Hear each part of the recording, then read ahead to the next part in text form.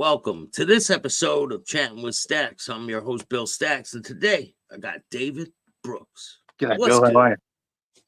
Brooksy. Is that your nickname? Brooksy. Brooksy, But Brooksy. I don't mind the brewski now and then, but yeah, it's Brooksy. Brooksy, how you doing? Not bad. Good for you. I've got my little mate here. You might see his head pop up sometimes. Hey, puppy. Chaos. So you are an infamous ex-Bikie Yep. from Australia. Yeah, I finally become an ex at something. I didn't get infamous as an ex-husband or as an ex-role model citizen, but yeah, infamous. I tried to downplay it a lot, but as you'd appreciate, the media has their agenda to get a narrative out there, and yeah, and portray us as something they want us to be to sell their papers. So yeah, I'll take that label. When you were younger, were there a lot of motorcycle clubs in Australia? Okay, the history of motorcycle clubs, it's like in the US, I understand, like the first one was around 1947. The first outlaw club come to Australia in 1960, which was an Australian club. It's still in existence. When I was younger, the clubs were a lot different. They were a lot more, they're what we call old school, and they weren't set up for any other reason than a bunch of blokes who like partying and riding bikes and rock and roll and women and big nights. So they had no other agenda rather than they were just social misfits and just run their own race. So when you were younger, how did you get involved with them? Well, I've always ridden motorbikes. I've loved motorbikes. When I was younger, I kind of stayed away from them. When I was pretty young, I looked at them. To me, they were big, scary. Like that. They rode around back then in Australia. We had very relaxed gun laws back then. They used to ride around with their shotguns strapped to the side of their bike and that, and you'd look at them and you grab your mum's hand as they rode past and hold on to it for your life. And it was so they didn't really interact with society much back then. They'd just done their own thing, and they weren't a threat to anyone. But as I got older, I started through my life, through wanting to fit in and belong somewhere. I was attracted to that world because I love motorbikes and that. And I actually went in for genuine reasons because I went in because I just had a bunch of blokes that had common interests like riding bikes. There was no criminal intentions or anything to go in there. Because honestly, if you wanted to be a criminal, joining the bikies is the most stupidest move you can do to further your criminal career. You'll end it abruptly. So puts a big bullseye on your back, basically. A very big bullseye, and if even if you're not in this modern day, even if you've got no criminal intentions or you haven't got a criminal mind and you like bikes, as soon as you put that flag on your back, I'll call it a red flag, bang, you got intel, you pulled over, you can't even drive in traffic without being harassed. In this day and age, they've criminalised the actual. To become a bikie, you're deemed a criminal because they've criminalised it in Australia. We've got very strict laws over here. So how old were you when you became affiliated with this club? I affiliated in my late 30s. But I had hung around other clubs as a younger fella. I was basically I couldn't be disciplined really. Like I didn't like the idea of being around these people where they told you what to do and you had to follow rules. And that's what I find hypocritical or ironical about these organisations is most people are attracted to them don't like rules, and next in the rules it's they have pretty heavy consequences if you don't follow them. Like it's So I couldn't even commit to following society's rules. So next one I've got to put more on myself. Were you already in trouble with the law before you started getting involved with the motorcycle clubs? I had been to a degree, but I also I wasn't a committed, like I didn't break the law for financial reasons or anything like party drugs or whatever and stuff like that. Nothing too serious. I'm trying to think nothing of nothing to put me on a police radar and keep me under constant surveillance. I thought I wasn't a saint, but I own my own businesses in traditional business. in construction. I made my money in a legitimate way, as legitimate as possible. Like every business owner looks for ways to lessen their tax bills and stuff. But I wasn't into anything that was considered a criminal activity on a personal level. So, did you to answer your approach question, them, or did they approach you to join? it's kind of mutual. Like when I finally gave in, joined, I'd been through a hard time with I just lost some good friends in my life who had died through drugs and that. I lost my mother. I I was just lost and I was looking for something, looking for, I'd say a family or a brother, looking, just looking to belong. And I had other friends that come along, and we initially joined with a bunch of mates that I grew up with. So we come in as a bunch of mates, and some of us to this day are still good friends. We didn't let that affect our friendship, but part of ways with many others. Is it the same way out there as it is in the US? If you're out bad, as they would say, or you're out good, can you still talk to the members or no? It's it's a very. I still talk to people in clubs and out clubs. I talk to people that's in clubs that I was enemies with then. I wasn't out bad. Because I was in two clubs. One of them I'd done jail for, but that's why I left pretty well. I felt kind of abandoned, so to speak. I'd done my bit, like I kept my mouth shut, which is that's not doing no one a favour. That's just the way it is. You're either about that life or you're not. I'm not one of these guys that's going to go in a heap of trouble if it's my doings or what I consider my brothers, and to start talking to, I've done it. I understand the consequences. Bad luck if I'm copping away. I'm also a kind of bloke, if two of us went down, I'd rather just one of us went and be me, and me mate can stay out with his family, and why two people go in? But so it wasn't out bad, so to speak, but there was politics and tension and stuff, and once you basically out, like you might have had good friends in that particular organisation, and you don't talk to them, but there's some there that the friendship extends behind it.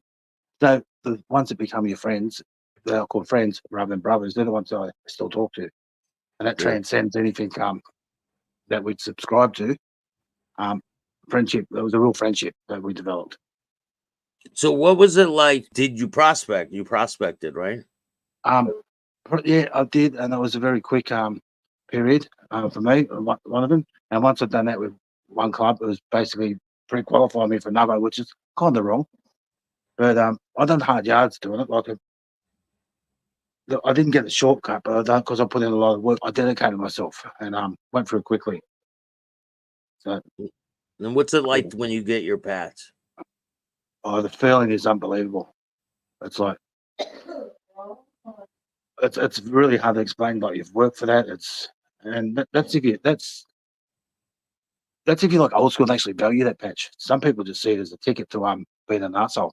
Honestly, some people think it's their license to print money in that, but I saw it for what it was. And I took a lot of pride in it, and because the hard work that people had sacrificed it, it wasn't something to take lightly. And I'd actually been disciplined a couple of times in there through politics, and had it suspended for a while. So what's it like when you get a discipline? What do they say? Give me your patch. We're gonna take it from you. Well, I won't go to much. One thing, it wasn't my doing. It was a group of people, a few of us, and I was, I didn't lose my membership, but I just wasn't allowed to wear the colours for a while. And you know what? If you want to see a bloke is meant to be a staunch, stand up, tough kind of bloke, tears in his eyes when you have to hand that in. That's what it was like. It was like handing over, asking for a piece of your heart or your kidney. So, and it's hard years. You just felt, you felt like the little kid locked out from home, banging on the door, let me in. So, my flatmate's just waiting. I'm sorry, sir. It's okay. No, it's okay. Yeah. So they kind of put you on probation, like a suspension. I was agreed. It wasn't. I was just suspended from wearing the colours at the time, but not my membership. So I was still an active member at that time. So you could still come around and do I everything else. still had equal boats. I still had my position, because when it comes to clubs, it'll be the same worldwide. There's only the only people in those clubs that have any say or any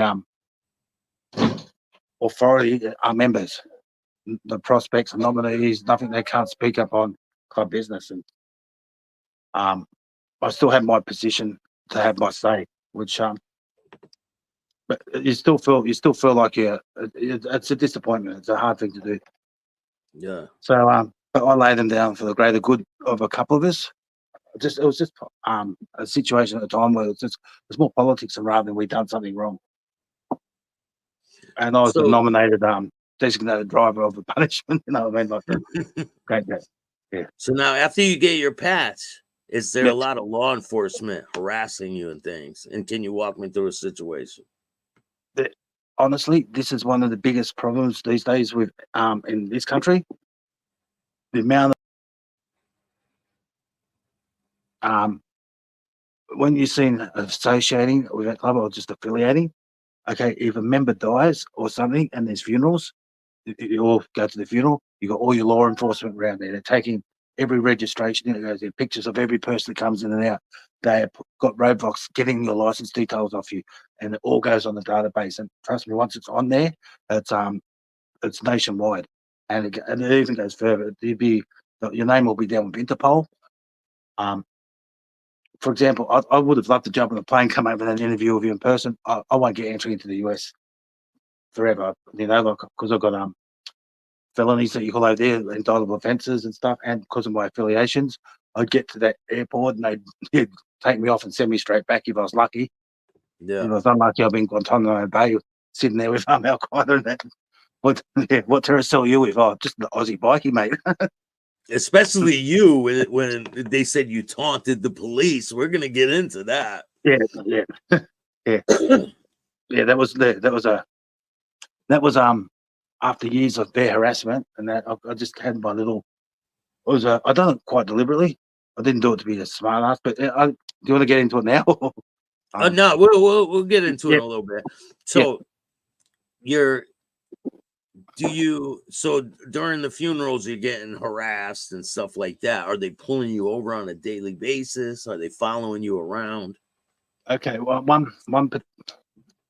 in 1 year, myself personally, while I was awaiting trial, well, I was fighting a case that they'd actually put on me through a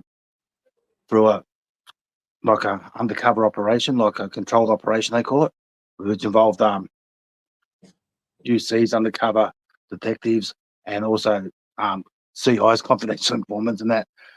But they've scripted. I've walked into that. But anyway, I was under constant surveillance, and which I didn't even know at that time. That's how stealth they were. When I got to court, the amount I was in the middle of nowhere, and they had photos. So they had them. They must have been up trees or in holes or in camo or invisible or something. But they were everywhere.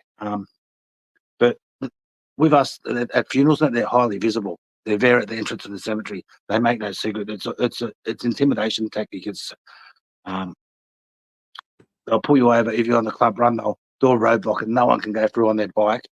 And it's quite funny actually because everyone has to show their license. So just before a roadblock, you see a lot of Harleys on the side and people running off into the bush. And Because they don't want to go through. They don't want to go through. They're like, drop the bike and take off. And they'll be on their phone. Can someone come back? And then someone will come through with a license. And they haven't really done. Yeah, a lot of them haven't got licenses and that. And yeah, like say I'm driving on my own, and which you can't do in Australia no more, except for there's about one state left. You can't even wear colours over here. You can't wear your patch. You can't wear your colours. You can't. They've made it illegal to even have tattoos on you, like club and you have to get them covered up. So, for those guys who got the facial tattoos, every time they go out, they're committing a criminal offence just by going out. So they're getting arrested just for going out with a tattoo on their face. Just for going out with a tattoo, and also going out. Like I've had these charges on me, consorting. Okay, if you go out with if there's more than 2 of you, it's a member of or registered as a participant in a criminal organisation. It's illegal. People have been locked up for it and have sat on bail awaiting trial for just going to the pub to a bar and having pizza. And The law's how got long in prison can you get for that? well, it depends. Like, if you get refused bail and you're on remand, well, and it takes 2 years to get it to go to court to get dealt with, you could sit there for 2 years for it if you want to fight it. They just have to refuse bail for you. And a lot of people just, okay, I'll put my hand up and plead guilty and they'll get released. But then that's getting precedent, and it's setting a law like that becomes precedent, and the judge can cite, yep, in such and such versus Crown, this is the outcome. And yeah, a person that's solid to the cause would sacrifice up an infinite amount of time just so that's not there on the paper as a law. Like, they would fight it hand and foot, but unfortunately, they've got the power to hold you until, like, yeah, they can keep delaying your trial if they really want to. Do you know a lot of people with tattoos on their face that are club related? I know a lot of people with with tattoos on their face, and I know a lot of people who's got things that are club related, but they're not so plain sight, and they have to have like really good intel to know that it's associated to a certain thing. Like, but in this day and age, like, it's not a very smart thing to do. Like, No. you can take your shirt off, you can take your jacket off, but you can't take your face off. You take your face off. Yeah, then you might have to buy makeup and foundation, and the people then you might start getting pronouns of some people. But you're not that spiritual. Yeah, you're but not so that like this is the Ohm symbol. So if the police said, "No, we're gonna say that's motorcycle related," they can do that, right? They could if they want. They could tie it over, or do you know what? This is a bit about. I'm not going to go off on conspiracy theories, but you could have your task force, right? They say, okay, we want this guy. We'll make up this fake motorcycle club, put it out there, call it the Ohms, and next minute you got association with it because you're tattoo. But that's worst case scenario. But yeah, they can basically, once they've got the info out, they'll tie you over anything. So yeah, with me, yeah, I can be charged here in this country or in my home state.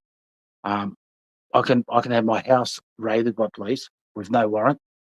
I can be pulled over. I can be detained indefinitely, held without charge, because they put on me what's called a firearms prohibition order and a weapons prohibition order, which makes me basically, it's similar to be like a terrorist, like how terrorists are treated. Just for, they put this on me, and that way they have you.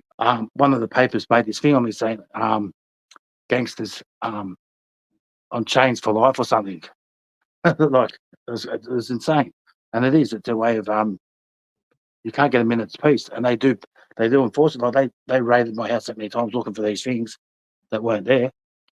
Yeah, and I had to be careful who I had in my house. Like, yeah, because if they have something on them, you're yeah, getting it busted. Comes to me, and I also had to be careful whose house I visited, because if I had friends that were doing allegedly doing something that wasn't kind of above board, they had like part-time job that was under the radar, and I was in their house. That gives the police a ticket into the house because they could go to any premises I was on.